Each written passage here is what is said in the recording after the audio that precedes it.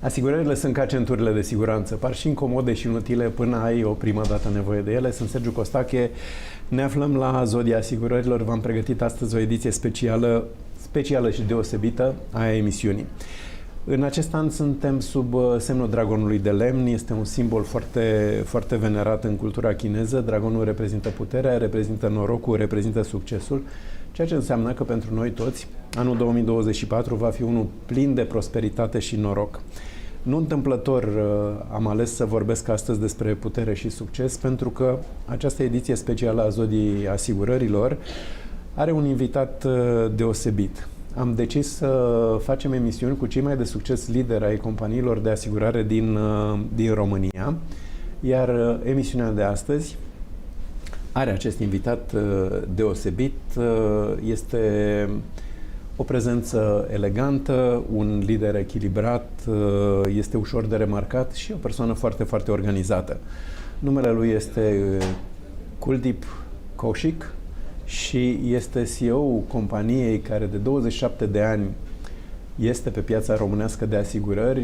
La nivel mondial sunt prezenți în 11 țări, iar în România ocupă locul 1 pe asigurări de viață de mulți ani și de asemenea și în domeniul pensiilor private.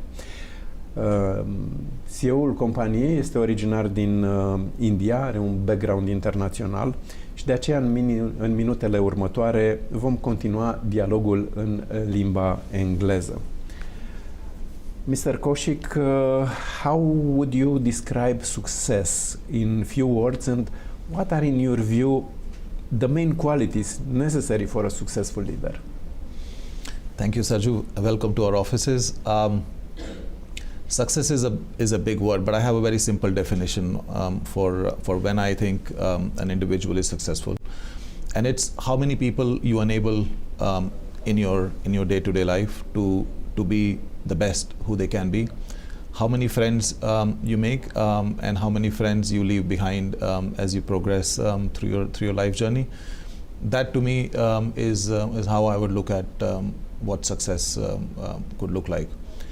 For a leader, again another big word, but for me, I believe in servant leadership, which largely means that your role as a leader is to enable individuals, as I said, to do well, and making sure that you do two things. One, help build the right strategic vision, and B, then get out of the way and enable the team and empower the team to do their best. So that's how I look at success and a successful leader. Then this means for you success it's related to people, and leadership it's also related to people. Servant leader it's the model you choose and you are working with. Absolutely, it's all about people and how you enable each one of them to be the best they can be. I understood your family are coming from the defense sector, and this means very organized people and very strict people because they are the requirements. What are the main values you learn in your upbringing, and how they reflect in your management style today? So it has a big part to play, I have to say, and I think the first question reflects that as well. Indeed, born to a father who was very much disciplined, so that was the first value. Very disciplined in terms of how you operate in your life, and that helps me even today. Second, teamwork.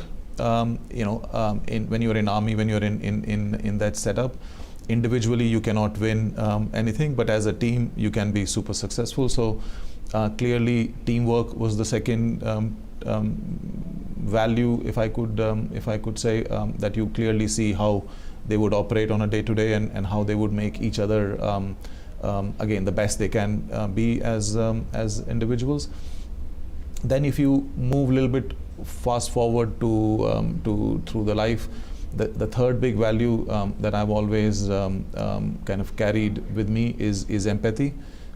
And the fact that you need to understand who each one is and understand where they are coming from, and then obviously engage with them in that setup. So I would say discipline clearly, teamwork, and empathy. Those would be the three things I get from my family background. Your father wanted you to become engineer. I heard also he wants your brother to become doctor. Why did you choose a different path, and how have your family views influenced the professional path you choose?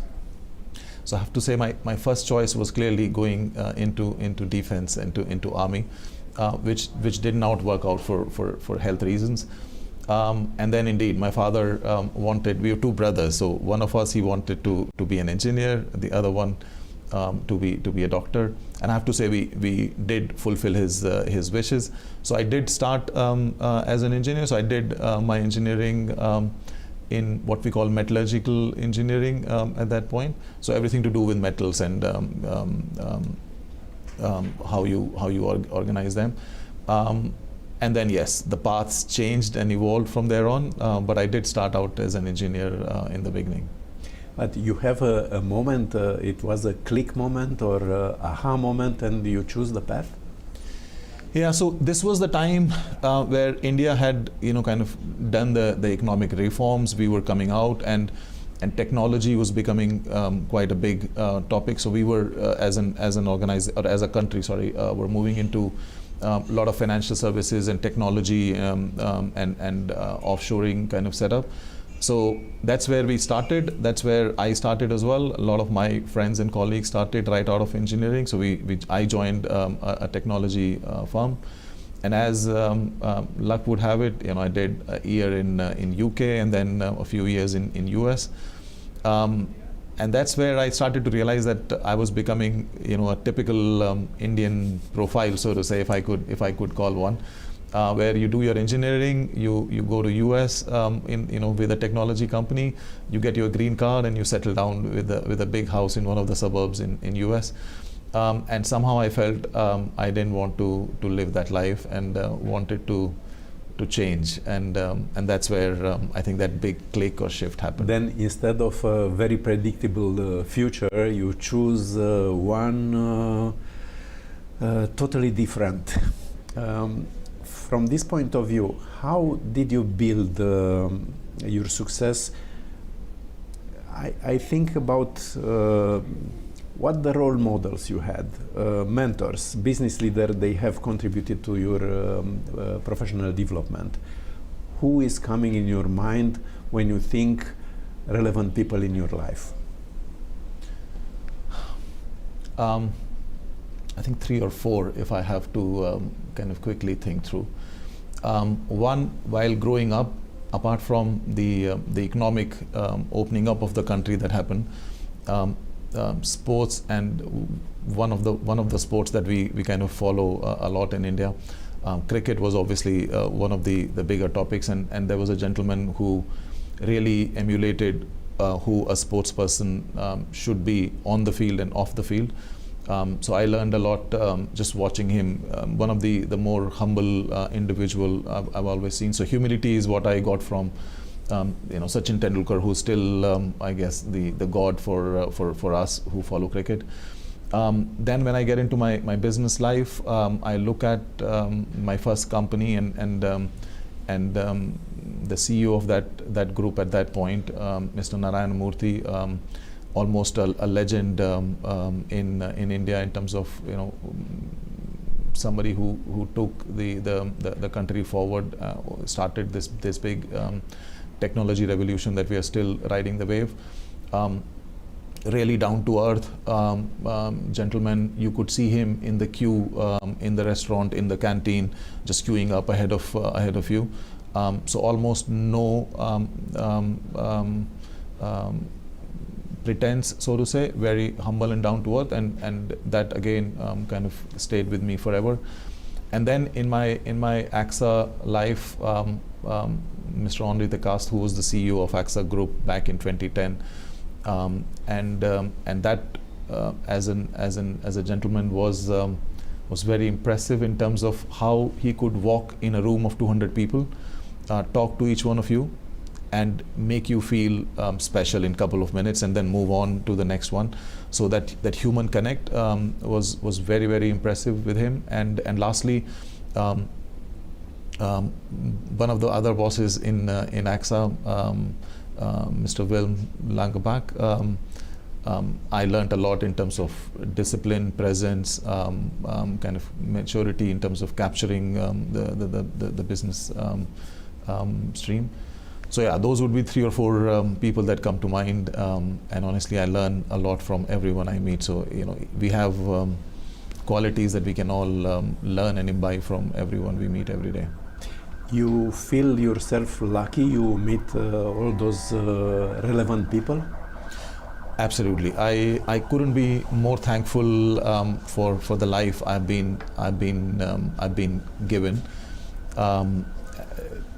Yeah, I've been really fortunate with the family I've had, the friends I've had through my life, and clearly the leaders and the managers I've been able to work with. As I said, I've learned a lot from them, and I have a lot to actually give back to them in terms of who I've become today. People are saying fate is related, some of them say it's related to luck, some of them say it's related to decisions you are making. Which proportion you are using from those two? How much luck you had, how much decision you took for being what you are today? It's a tough one. I don't know if I could give you percentages, but clearly it's a combination of both. There is a lot of preparation, I guess. Everything that I have kind of been through, there is a lot of preparation, and then clearly that preparation has to culminate with an opportunity. But it's also the other way around, that once you're given an opportunity, what you make of it clearly also kind of sets the tone for where you go. Yeah, so I'm not sure if I can give you an 80-20 kind of percentage, but for me, indeed, I think the opportunity, the hard work, and a bit of luck needs to come together for you to get what you were looking for. But then it's what you make out of it as well. So indeed, it's a double-edged sword. You could get an opportunity, and if you're prepared for it, you can maximize the what comes out of it. But if you were not prepared, which is where the hard work and everything you put in comes into it, then you can obviously very quickly lose it as well. Then there are 3 steps. Opportunities are coming, you are making decision, and then it's hard work. Indeed. And related to this, how did you make the transition into the insurance sector? Because you start from being engineer, and then you mention a big company. And what are your plans for the company you are leading today for moving forward? Then first, how you make the transition to insurance, and then what are you intending for the future of this company?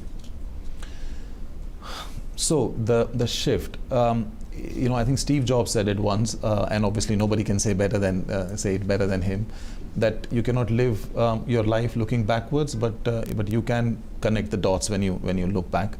I spent a year in UK working for a financial services company there. The 4 years in US were working for a healthcare insurer in Rhode Island. And then I decided, that click that we were talking about previously, then I decided to go for my business school. So I came to France to do my business school at that point. And then you start to put the 3 together.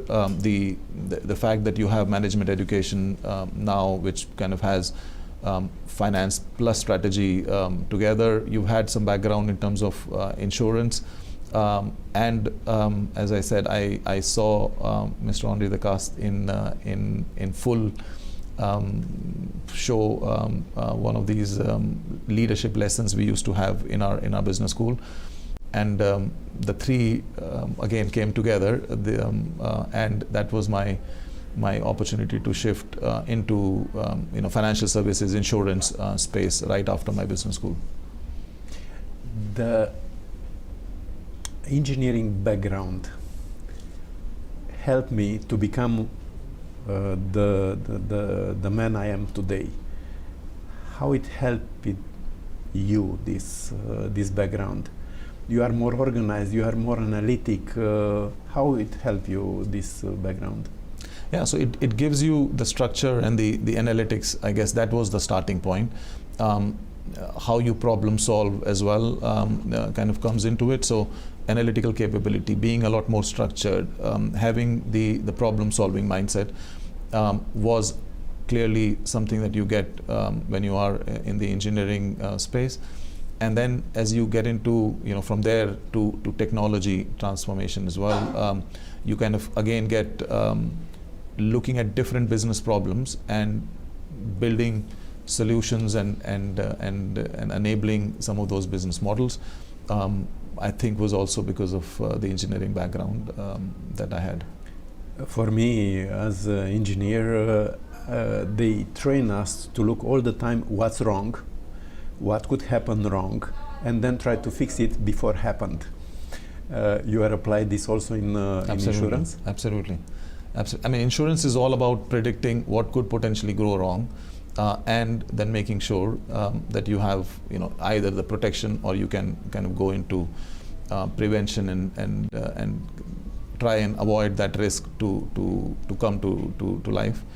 So indeed, that helps a lot in your day-to-day in terms of making sure that you're able to anticipate the potential risks, both macro and micro, and then obviously taking them into account as you build solutions.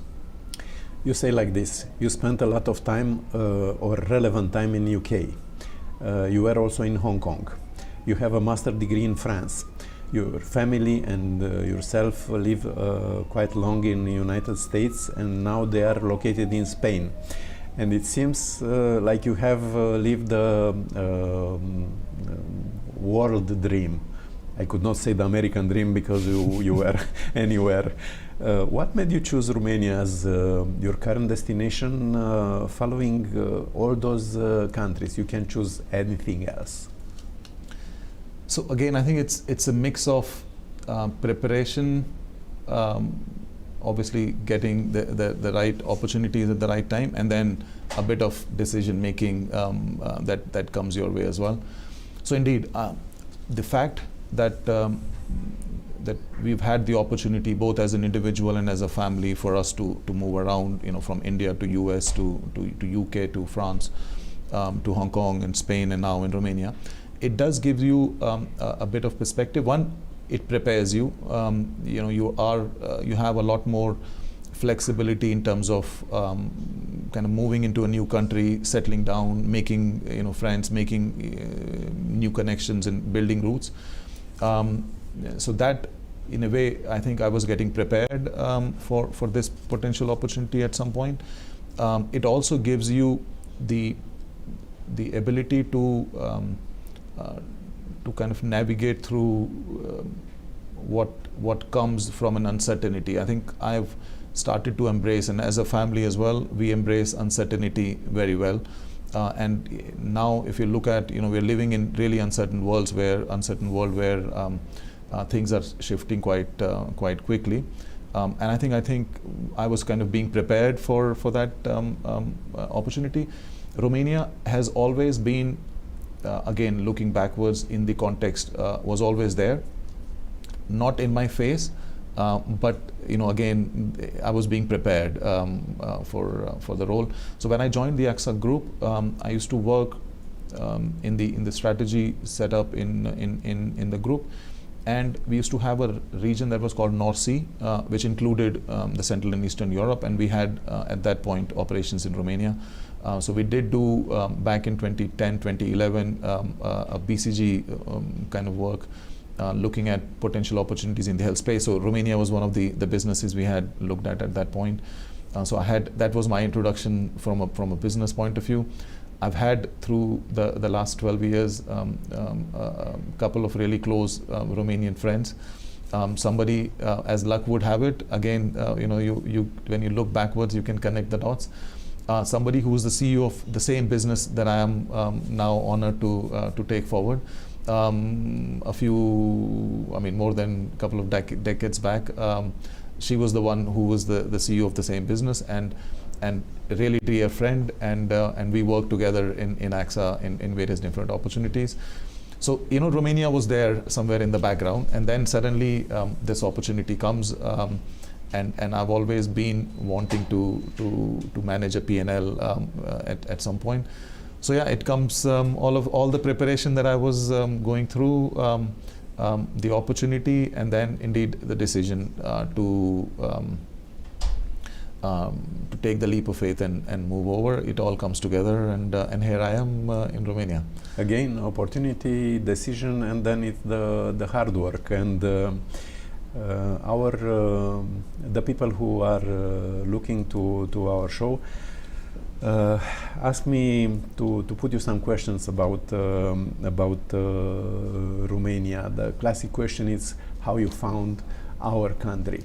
Mainly Romania is perceived as a country full of potential, but how to get this potential to the facts and to success, this is another story. How you perceive Romania?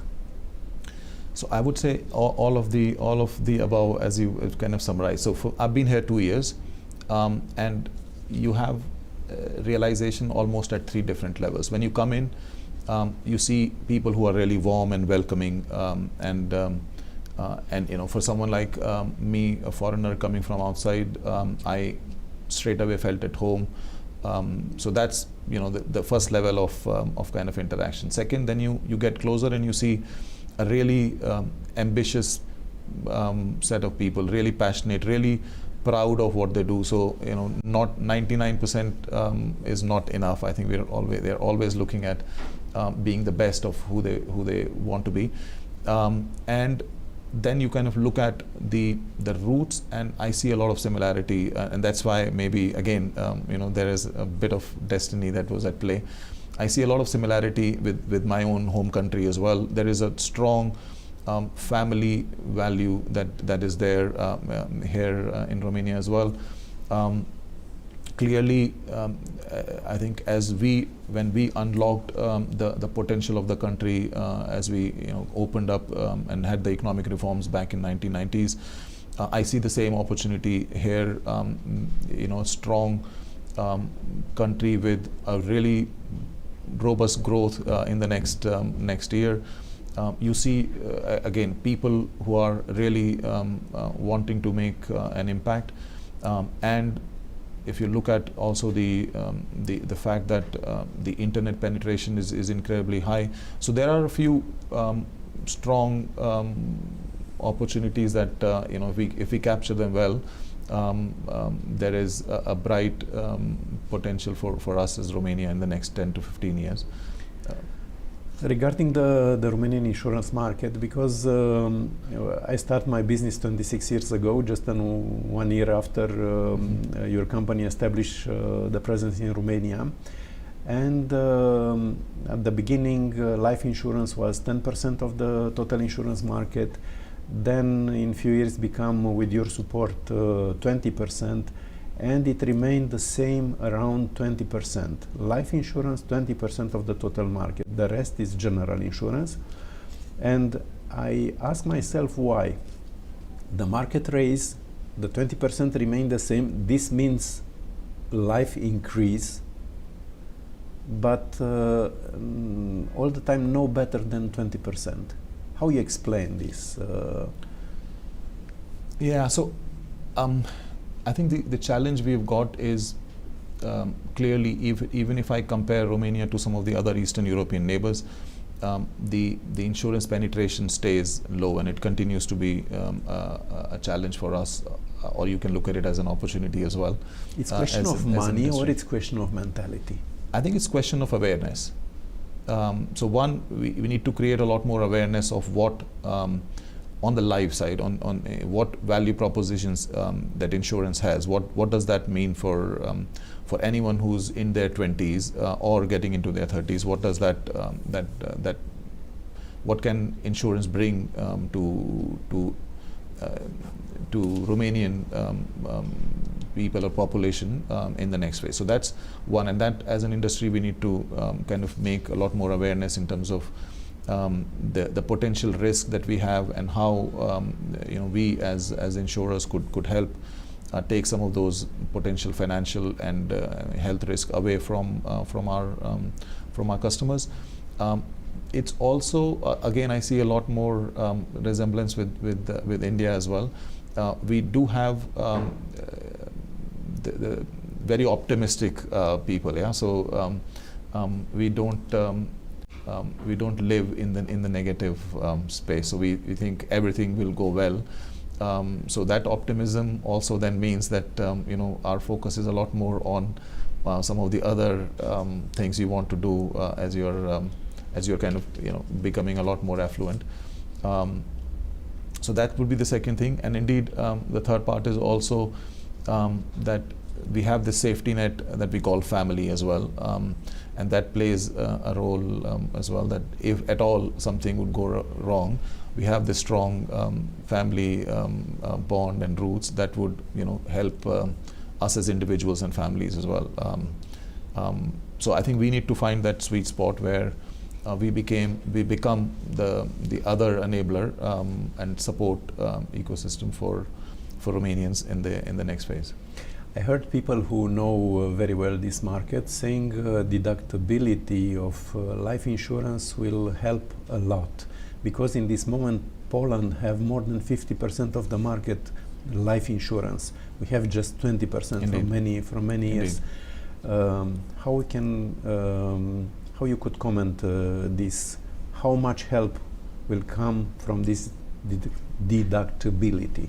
No, it is a big enabler if we could, and as industry and as UNSAR as well, we've been trying to kind of take that topic indeed forward.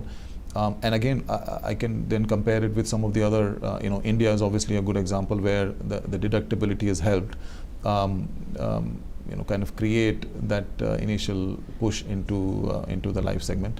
So, and Poland, you've given the example as well. Indeed, I think that would be that could clearly help push the industry forward.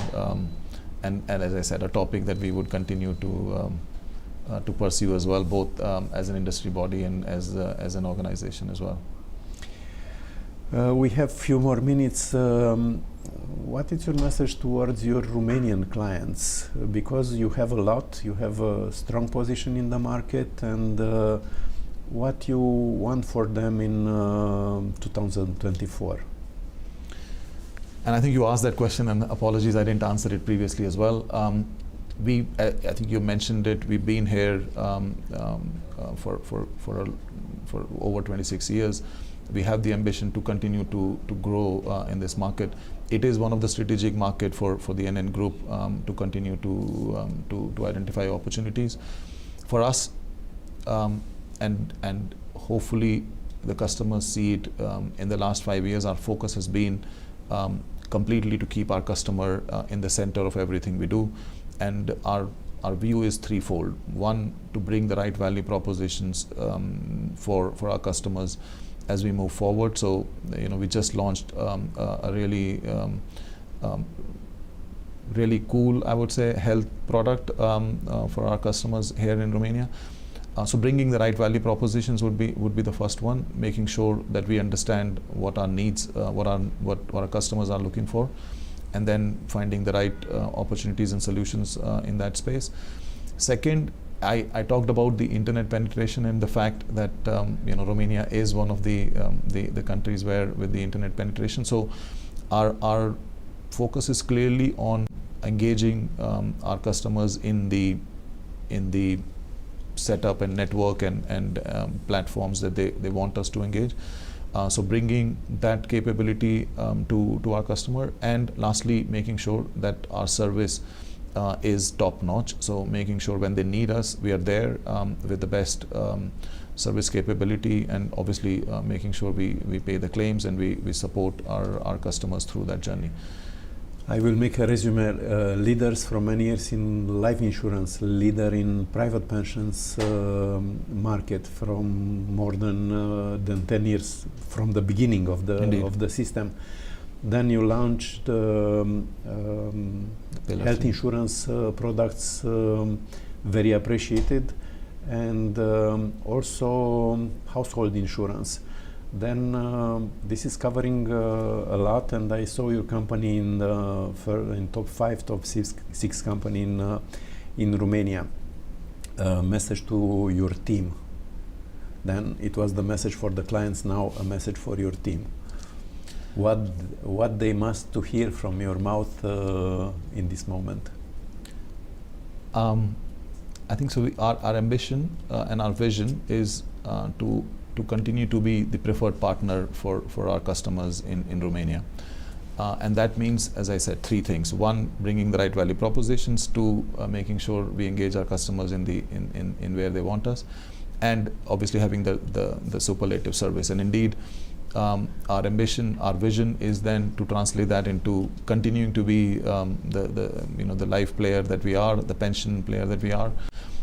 And the ambition is to both in health and in the household insurance as well, to become the top 3 players in those segments as well. So indeed, the message to the team is keep doing what we do, because we are very good at